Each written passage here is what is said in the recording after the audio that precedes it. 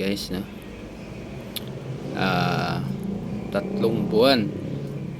Ito na yung karugtong ng ano natin ng video kanina.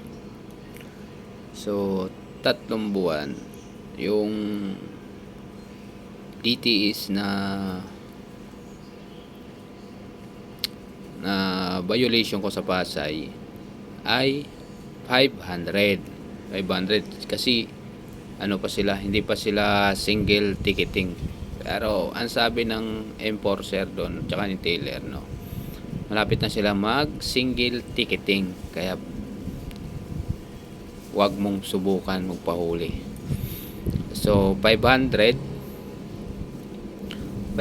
yung DTS, and then yung penalty ko is 25 pesos per day. So hindi kasali doon yung holiday, yung Sabado at Linggo. So lahat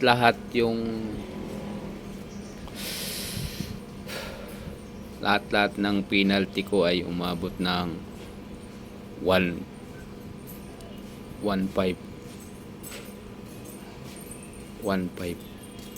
Yung binayaran ko is 2,000 plus.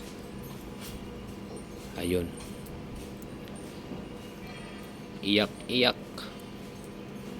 kaya kapwa ko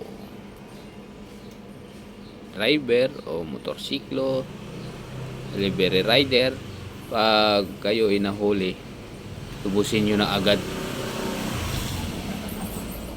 huwag nyo nang patagalin kasi lalaki yung ano. Pero kung wala talaga kayo, kagaya ko, wala akong pera nun, wala, natenga ng 3 buwan. So ngayon yun, binayaran ko na ngayon. So para sa lahat, no, kapwa ko driver sa Pasay ay ano pa sila, hindi pa sila kasali sa single ticketing. So medyo pag may pera, makaluwag-luwag ka naman. 500 lang yung DTS. So hindi pa sila kasali sa single ticketing, no? Ride safe, mag-ingat kayong lahat. God bless sa inyo lahat ng mga kapwa ko rider, delivery driver, no? Maraming salamat. Pa-share na lang po sa mga yung video ko, pa-like, share and comment. Thank you.